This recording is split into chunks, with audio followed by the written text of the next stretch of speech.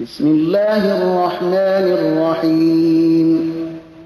به نام خداوند بی اندازه مهربان نهایت باره.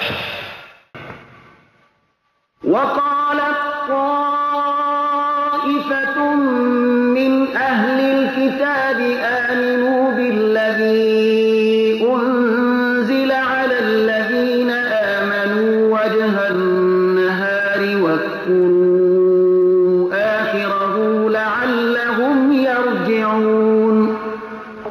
گروهی از اهل کتاب گفتند در اول روز به آنچه بر مؤمنان نازل شده ایمان بیاورید و در آخر روز از آن انکار ورزید تا شاید مسلمانان به شک افتند و بازگردند.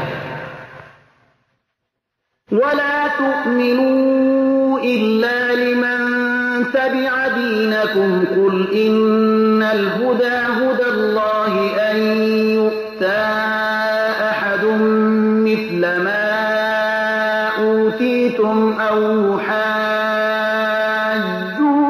عند ربكم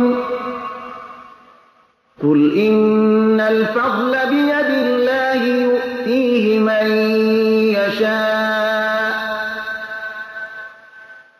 والله واسع علیم. هیچ کسی را تصدیق نکنید مگر آنکه دین شما را پیروی کند. بگو هدایت راستین همانا هدایت خداوند است. شما را حسد بر این داشته است که این چنین دسیسه به کار برید که می بینید به کسی همان چیزی داده شده که به شما داده شده است، یا از این می ترسید که مبادا در نزد پروردگار شما در برابر شما حجت آورند. بگو واقعا فضل به ید خداوند است، به هر کسی که بخواهد آن را می دهد و خداوند گشایشگری داناست.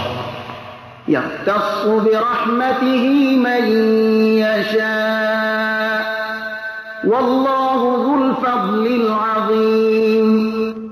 و هر کسی را که بخواهد به رحمت خیش اختصاص می دهد و خداوند صاحب فضل بزرگ است.